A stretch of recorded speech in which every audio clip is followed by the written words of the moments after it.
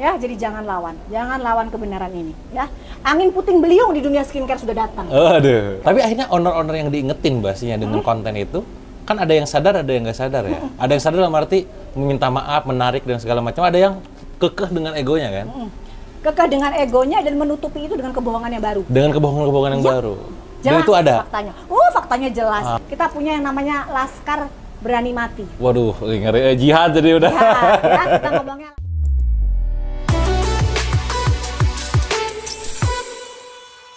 Baru-baru ini dunia skincare dihebohkan dengan adanya dokter detektif, di mana dia ini selalu ngebongkar tepatnya formulasi-formulasi yang ada di skincare Indonesia. Nah, pertanyaannya sebenarnya motifnya apa sih sebenarnya, dan ada fakta mencengangkan apa lagi sebenarnya yang belum dibuka nih.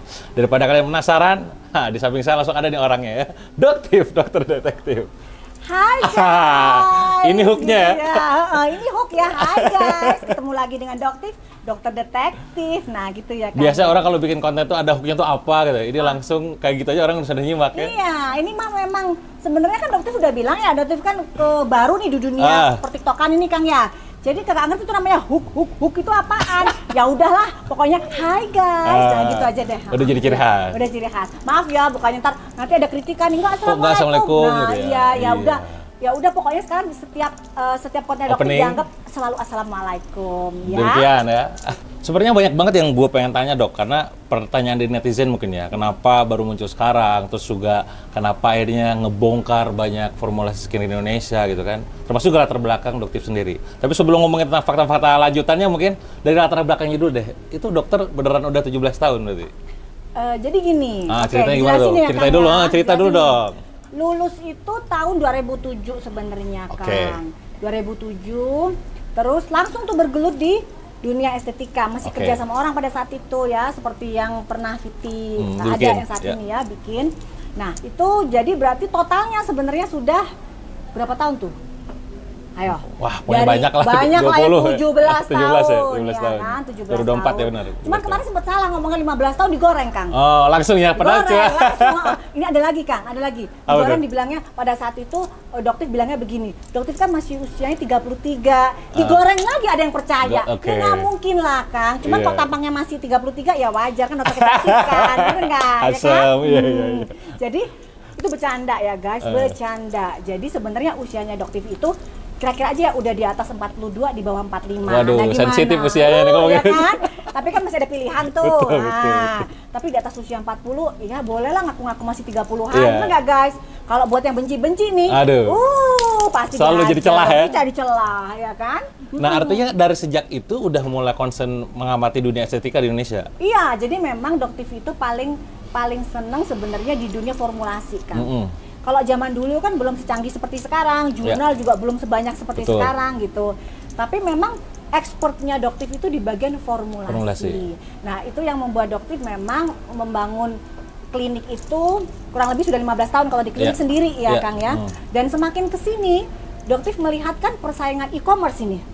Bukan di klinik kecantikan ya, jadi persaingan e-commerce. Doktif itu pengen masuk ke situ, pengen ikut berkecimpung di situ, berbisnis di situ. Boleh kan, Kang? Betul, boleh lah. Boleh dong. Nggak boleh jualan gitu? Ya kan boleh lah, boleh aja lah. Ya kan? Nah, pada saat Doktif itu berkecimpung di situ, Doktif melihat ini dunia e-commerce kok persaingannya nggak sehat.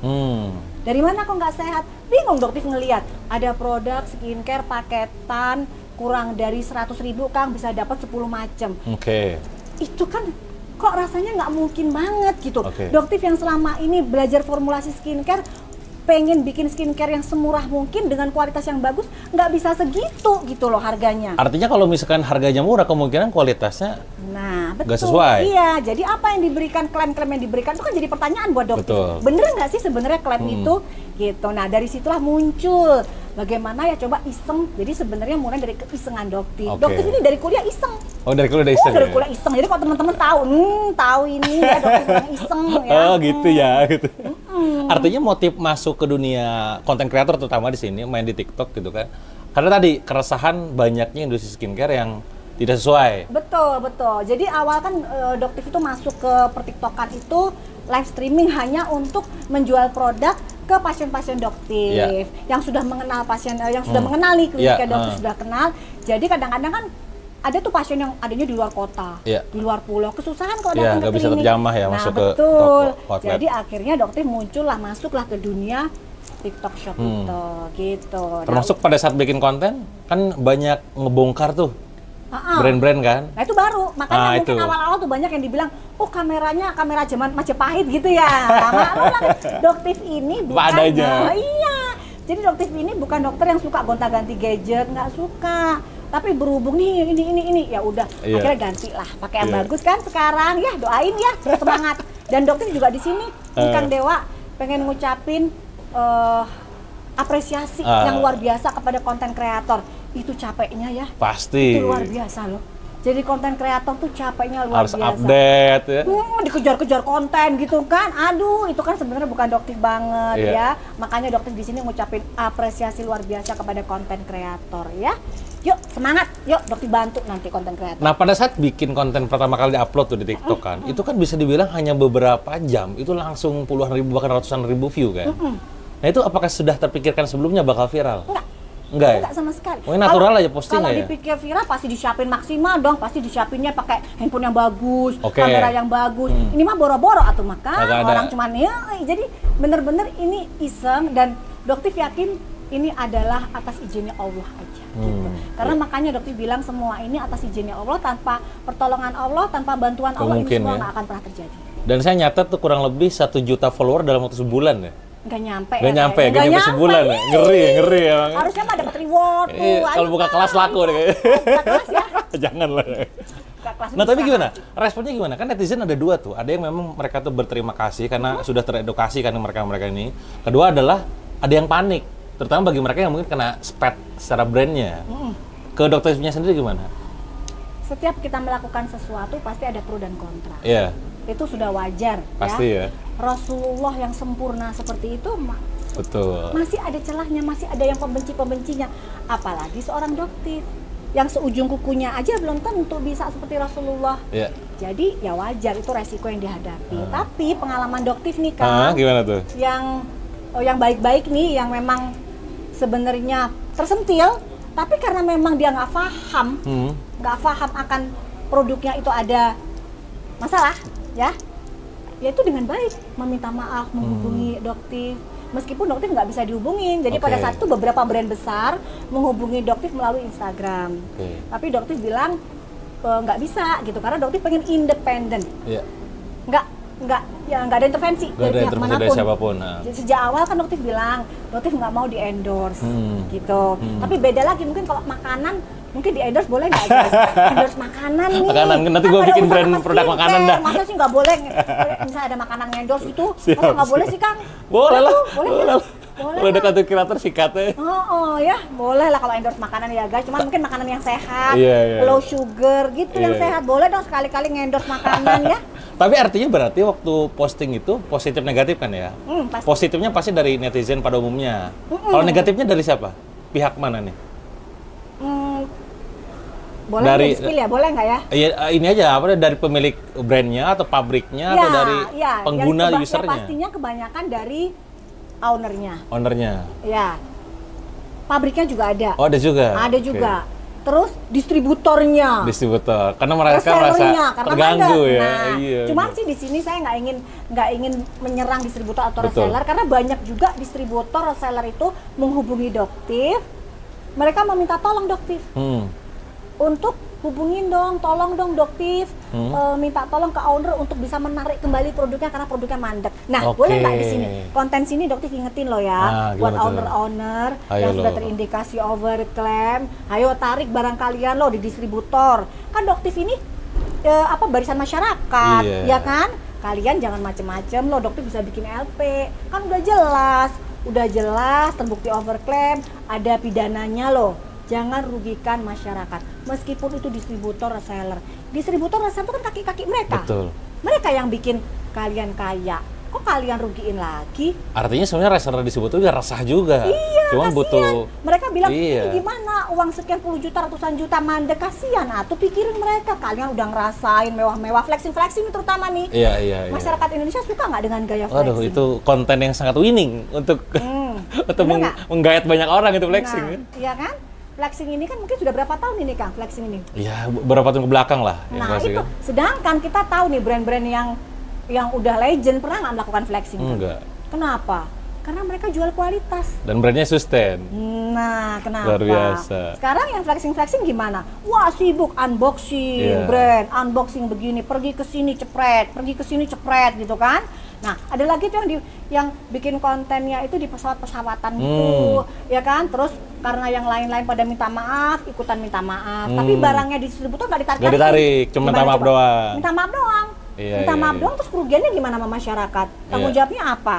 Jangan lupa loh, Undang-Undang Perlindungan Konsumen. Udah pasti 1000% kalian kena pidana. Pilih mana? Ayo lo. Pilih mana, Kang? Iya. Pilih mana? Mau balikin ke masyarakat, nggak ngerugiin masyarakat, atau pidana mengancam di depan? LP laporan polisi sudah lagi dilengkapi nih, Kang. Gimana, Kang? Mau pilih bisa mana, Kang? banget ya. Banget. Tapi akhirnya owner-owner yang diingetin bahasanya dengan konten itu, kan ada yang sadar, ada yang nggak sadar ya. Ada yang sadar dalam arti meminta maaf, menarik, dan segala macam. Ada yang kekeh dengan egonya kan. Kekeh dengan egonya dan menutupi itu dengan kebohongan yang baru. Dengan kebohongan-kebohongan yang baru. Jelas, dan itu ada. Faktanya jelas. Makanya dokter di sini bilang hati-hati ya buat yang menutupi kebohongan satu dengan kebohongan lainnya. Nanti rumah sakit jiwa penuh kan.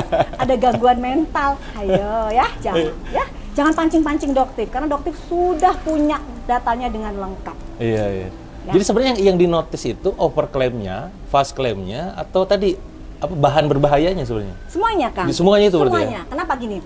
Misal nih, yang mungkin jarang masyarakat tahu itu konten yang tentang kandungan bahan berbahaya. Oke. Ya, ini rata-rata kan hidrokinon sama merkuri. Merkuri, dua itu yang paling orang tahu. Hidrokinon itu adalah bahan yang diizinkan oleh Badan POM asal produk tersebut didapatkan di klinik, Kang. Oke, klinik. Ya, masalahnya sekarang ini banyak racikan-racikan bukan klinik tapi tersebar secara bebas. Tapi senjatanya para penjual nih bilangnya, oh itu didapetin palsu, bukan dari tokonya, gitu alasannya. Padahal itu udah dioplos, sudah dapat Badan POM. Jadi pada saat didaftarin ke Badan POM, ya kalian juga. Bener. Oh bener, ke BPOM bener. Bener. Jadi jangan salahin Badan POM. Badan POM itu udah tegas banget, ya. Dan Badan POM nggak bisa disogok, ya. Nggak bisa banget disogok. Jadi pada saat didaftarin itu udah bener, Kang. Nah, pada saat nomor NA-nya keluar, dioplos. Oh, beda. Nah, baru bisa dijual bebas ke masyarakat. Nah, ini juga suatu yang tantangan besar buat kita. Iya. Bukan kita doang ya, ini juga buat perusahaan-perusahaan kosmetik di Indonesia, skincare. Iya. Karena untuk melawan produk mengandung hidrokinon atau merkuri ya, itu kalah jauh. Gitu. Hidrokinon dan merkuri itu luar biasa, efeknya cepat banget. Tapi ya begitu efek sampingnya akhirnya apa? Bisa lebih bahaya. ke permanen. Iya, jadi bisa menimbulkan flek yang permanen atau jangka panjang, itu sulit sekali. Nah, disitulah makanya. Artinya sebenarnya kalau pas waktu daftar BPOM itu udah benar. Benar. BPOM sesuai dengan prosedurnya, udah oke gitu kan. Tapi pas dia bikin dengan NA yang berbeda. NA-nya sama tapi ini berbeda. Berbeda, betul. Oke, paham. Seperti itu. Jadi juga masyarakat juga wajib tahu ya. Jadi bukan Badan POM, apa itu tugasnya Badan POM? Badan POM nggak bekerja. No, Badan POM itu kerjanya itu luar biasa. Doktif ya, mendaftarkan NA itu sulitnya minta ampun, guys. Gitu. Jadi, aduh, apresiasi deh buat Badan POM. Mantap. Ya, itu lembaga instansi negara yang menurut Doktif itu anti swab. Iya. Gitu. Nah, bagi mereka yang nggak tau tentang dunia skincare ya, tentang formulasi juga nggak paham nih, blank gitu. Cara taunya ini produk bener atau enggaknya gimana dong?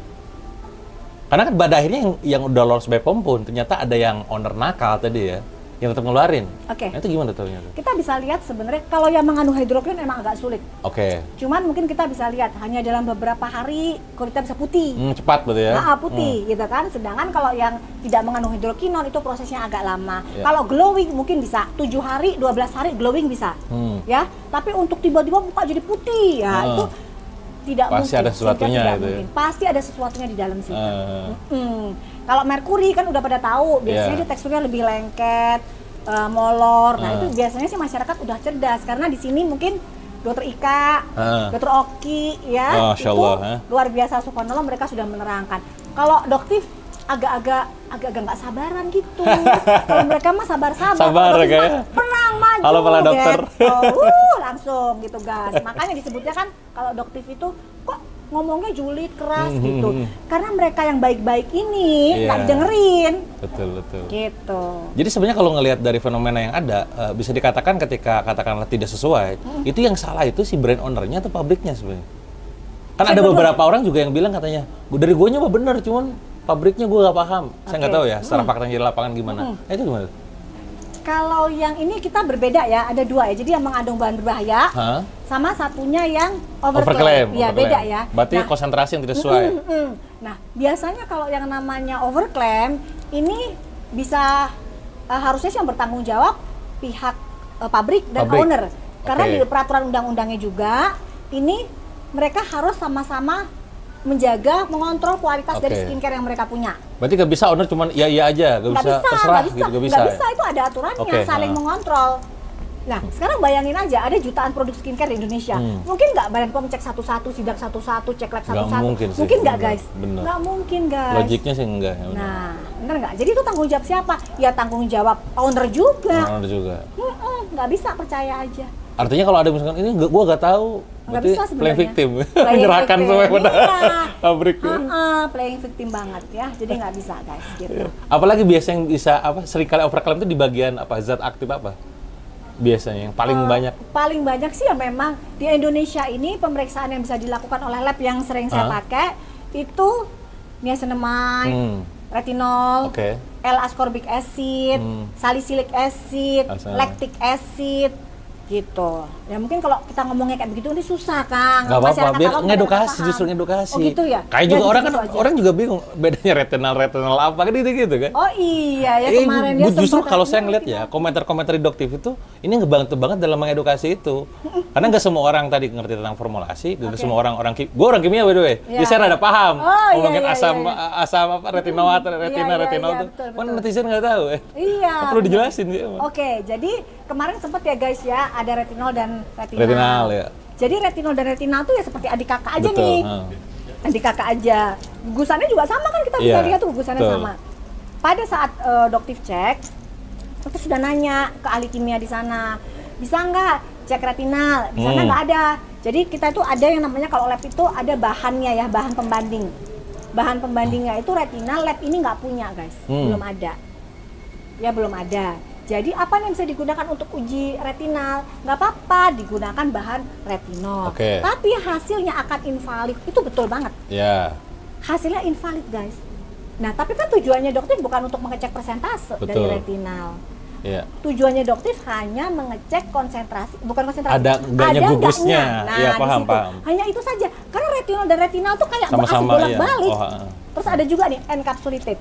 Ada juga yang brand yang bilang begini, itu kan encapsulated. Berarti kadarnya belum tentu. Nah, sekarang Doktif bandingin dengan brand A yang kemarin lolos. Itu Actosome retinol. Actosome retinol itu sama. Actosome pun juga encapsulated tapi jenisnya Actosome. Jadi Actosome di dalamnya retinol. Pada saat diuji dengan retinol, kok hasilnya bener? Sedangkan encapsulated retinol yang lain yang alasannya menggunakan liposom atau apapun, hasilnya beda. Itu nggak ada alasan. Mau dia encapsulated retinol jenis apapun, pada saat ditembak dia akan memperlihatkan retinol. Retinol ya guysnya, bukan retinal. Kalau retinal itu memang harus membawa bahan pembanding gitu. Nah, bahan pembanding ini maksudnya gini. Misal nih, Doktif mau ngecek produk dengan brand S, misal begitu ya, brand S. Nah, apa nih yang mau dicek? Misal tranexamic acid, arbutin, niacinamide acid, niacinamide. Nah, ini Doktif harus bawa bahan yang digunakan di produk itu. Di brand S. Gimana atuh Kang nyarinya? Emang Doktif harus minta ke pabriknya? Kebayang sih. Gimana? Kan nggak mungkin ada yang nyerang Doktif. Ini produknya Doktif ini nggak sesuai, overclaim begini gitu kan? Nah itu gimana tuh? Nah, kan nggak menggunakan bahan pembanding yang Doktif pakai. Ketahuan lagi kan kalau mau nyerang gitu. Paraben ya? Apa bukan? Yang itu yang kemarin itu tranexamide, arbutin. Iya, ada lagi tuh dokter ya kan? Ya mungkin yang namanya si Boker gitu kan, Boker gitu. Jangan tersinggung loh, ya nanti kamunya bikin ini lagi, konten lagi. Bikin jurang nih kayaknya. Iya, kamu kalau mau datang ke Kang Dewa ikutan podcast ya. Gitu, gimana. Ya artinya apa namanya, bahan-bahan itu tadi ya perlu diedukasi ke teman-teman Indonesia. Betul. Ya. Tapi dilihat sih sekarang Kang, alhamdulillah banyak loh Udah mulai pabrik ini ya? yang makasih, Iya, iya. yang sudah melakukan perbaikan. Nah, berarti apa? Konsumen yang diuntungkan. Betul. Intinya sih itu sebenarnya Doktif, nggak ada keinginan untuk jatuhin brand kan, Betul. nggak ada. Karena Tapi niatnya juga untuk bisa memperbaiki kan. Ibaratnya mah ini industrinya udah agak fair nih, udah. Iya, ini ada nih brand E. Ah. Sebutin brand E. Ownernya tuh baik banget. Ah. Baik, terkenal baik banget. Ya, terkenal baik banget, orangnya humble, nggak pernah flexing. Ah. Tapi ternyata produknya ada yang overclaim. Ah. Pada saat Doktif upin tuh ke TikTok kan, Sosmed, heboh tuh. Beliau itu meminta maaf, beliau langsung ke pabrik Nah, ini yang memperbaiki. demen nih, suka saya yang nih. terjadi sekarang apa guys? Luar biasa, produknya di Keren ya? keren banget. Ini gua tahu banget. kayaknya ini dokter tinggal kayak. tinggal nunggu ya kapan Doktif nanti upin ya. Tinggal Dokter nunggu E aja. kayaknya. Iya. Gitu. Artinya kalau misalkan ada orang dia tadi nerima, memperbaiki itu justru goalnya kan. Oh itu tujuannya itu. Karena balik lagi ujung-ujungnya kan buat masyarakat juga. Buat masyarakat, buat konsumen, dan itu kan jadi amal jariah kan, Betul, Kang, itu gitu goalnya. aja. Iya. Jadi itulah tujuannya Doktif. Mungkin teman-teman dulu ngelihat Doktif seringnya ke wilayah bencana, Kang. Doktif kan passionnya ke wilayah bencana, Kang. Ini ya, sosial. Volunteer, iya. volunteer. Doktif ini Ini nggak pada termasuk- tahu kayak orang-orang. Nggak ada yang tahu orang nggak ada yang Masa tahu. sih? Nggak ada yang tahu lah, Ya, kecuali yang emang. kepo. Yang kepo. Ya memang Doktif kan nggak pernah posting. Iya. Jadi spirin dikit-dikit boleh Ya boleh Kan lah. bukan Pengen, riak loh, bukan pengen riak. tahu, justru pengen tahu orang-orang tuh kehidupan Doktif tuh gimana sih gitu. gitu? Iyalah. Jadi Doktif ini guys sering mendatangi wilayah-wilayah bencana. Bencana yang resiko tinggi jadi kemungkinan nggak kembali lagi. Jadi pulangnya cuma pulang nama. Waduh, horor aja. Ya. Jadi itu termasuk Doktif. Iya. Jadi salah satu mungkin yang pada saat ke Lombok tuh, bencana tuh Lombok. Iya. Nah, itu Doktif terbang ke Lombok bersama dengan kita punya yang namanya Laskar Berani Mati. Waduh, ngeri jihad jadi udah. Ya, kita ngomongnya Laskar Berani Mati kan. Iya. Kita bawa bantuan pada saat itu menggunakan pesawat maskapai L. Mungkin sekarang ownernya Bapak Rusdi, katanya sudah menjabat sebagai seseorang yang penting lah di lembaga instansi negara. Bapak, Doktif ucapin makasih, selama ini Bapak selalu mensupport karena Iya. kargonya digratisin loh. Sama ini brand pesawat maskapai dengan L. Aduh. Digratisin guys, digratisin. Jadi dengan berapa ton itu, Doktif naik pesawat tersebut berangkat ke Lombok. Ini cerita boleh ya? Iya, boleh. Pengen tahu gitu justru. Jadi Doktif ini ke Lombok guys, nyampe jam 8 pagi. Sebelum ke area bencana ini, Doktif kita makan, ajak makan-makan kan di sama Laskar Berani Mati ini. Bergabung dengan masyarakat Laskar Berani Mati yang ada di Lombok, Kang. Oke. Nah, kan Doktif kan belum ngerasain gempa hebat ya, jadi masih berani aja gitu. Datang dulu ya. Santai aja gitu kan, santai. Nah, begitu siang mau jam 12 Doktif lapar nih ceritanya ke restoran pada saat itu. Ke restoran, Doktif santai aja masuk restoran. Nah, yang warga Lombok ini sendiri mereka nggak berani kan. Pada keluar. Mereka masih digubuk-gubuk tuh di luar. Kan kalau restoran tuh ada gubuk-gubuk tuh. Nah, Doktif masuk aja tuh. Kita pesan minum, makanan kan lagi masak tuh. Kita lagi minum. Ternyata kan Apa? menggelegar, geredek. Doktif kena. Jadi itu gempa hampir 6 skala Richter. Oke. Mungkin kalian inget ya, itu terjadi di jam 12 sampai jam 2 siang. Itu gempa terbesar yang pernah Doktif rasakan. Jadi Doktif langsung lari dong Kang, Iya, ya kan? iyalah. Lari keluar. Itu yang Doktif ucapkan hanya Allah. Soalnya kalau kepanjangan takutnya nggak nyampe kan? Iya. Takutnya nggak nyampe kan? Nah di situ Doktif bilang Allah. Azan berkumandang guys, itu pengalaman yang akan Doktif lupakan. Azan berkumandang di mana-mana. Hanya kurang lebih sih mungkin 5 menitan lah Kang. 2 menit, 3 menit itu menggelegar. Luar biasa. Terus setelah itu selesai, udah Doktif masuk lagi. Terus cari makanan. Lapar Kang. Nah yang di situ pada bingung orangnya. Ini Doktif Ini orang nggak ada kapok-kapoknya. gitu kan, kok berani-berani. Nggak takut-takutnya. Gitu kan. Jadi ya udah. Jadi emang karakter Doktif sebenarnya begitu. Ya. Jadi- Artinya memang ada spirit untuk itu Memang ya. passionnya untuk membantu masyarakat. Membantu masyarakat. Itu passionnya Doktif. Mungkin teman-teman di Lombok mungkin ada deh yang punya foto. Tapi inget loh, jangan disebar loh. Iya, Kalau perlu iya. fotonya ditutup, itu mukanya Doktif ya. Jangan disebar-sebarin. Nah, artinya spirit sekarang muncul di sosmed pun dalam rangka untuk edukasi masyarakat untuk nolong gitu Untuk kan. nolong masyarakat. Masya hanya Allah itu ya. saja. Karena ya alhamdulillah kan nggak ada bencana ini ya. Iya. Alhamdulillah ya Allah. Kan nggak ada bencana online. Bencana online. Bencana online yang tidak di tepat dunia ini. perskincarean. Kayaknya kok ada kurang ini adrenalinnya Doktif nih, kayaknya kok nggak ini ya, nggak bergejolak gitu. Nah, pertanyaan mungkin gini, kenapa orang-orang nggak seberani Doktif? Kan bisa aja mereka dokter banyak kan, terus juga yang bisa buka data banyak. Kenapa kira-kira?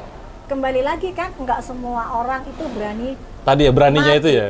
Oh, ini Laskar ngeri. Mati. Jihad deh. Sama-sama ini seperti dia bilang, ya makanya banyak yang bilang ini Doktif itu seperti mempertaruhkan nyawanya juga. Masya Allah, iya. Ya nggak apa-apa. Iya, ngeri Nggak apa-apa, pasti. Orang bener kok, ngapain takut. Backingannya Allah langsung. Backingannya Allah. Siapa yang mau ngelawan Allah? Yuk, Aduh. lawan Allah. Allah Subhanahu wa Ta'ala. Ngeri. Allah ya, tolong. Iya. Jadi ada apa lagi, fakta apa lagi yang belum dibongkar nih? Tadi mau minum dulu kan, Boy? Oh iya, minum. Haus guys, haus ya. Ini kayaknya Biar otak otaknya jadi kudu jernih. encer, jernih. Hati oh ya, mampus. Nih, hati bersih nih guys ya. Aduh, jangan masuk rem. Iya, lu aman, saya tenang. Ini hati bersih nih, Mau ya? kita minum ini nih. Masya Ini Allah. hati bersih nih, Bismillah. insya Allah. Bismillahirrahmanirrahim. Ya, banyak orang yang menantikan akhirnya next produknya, next kontennya dari Doktif ini apa lagi gitu. Nah apa? Udah ada tabungan konten berapa nih untuk Banyak guys, banyak. Jadi sebenarnya ini kan buzzer. Jadi baru tahu nih kan. Iya, ternyata ada buzzer gitu ya? Ada yang dalam namanya dunia sosmed ya? dalam dunia sosmed itu ya, namanya buzzer speak up. Aduh. Buzzer speak up ini adalah buzzer yang digunakan untuk menyerang brand atau menyerang personal. Personal, oke. Ini baru tahu ini kan. Yang ngasih tahu siapa? Buzzernya sendiri. Oke, kan. ada juga di antara mereka yang akhirnya speak up juga. Kenapa? Mereka dibayar oleh brand-brand tertentu. Ada yang mau, ada yang enggak akhirnya ya? Ketahuan loh nanti brand-brandnya yang Ayo. mana.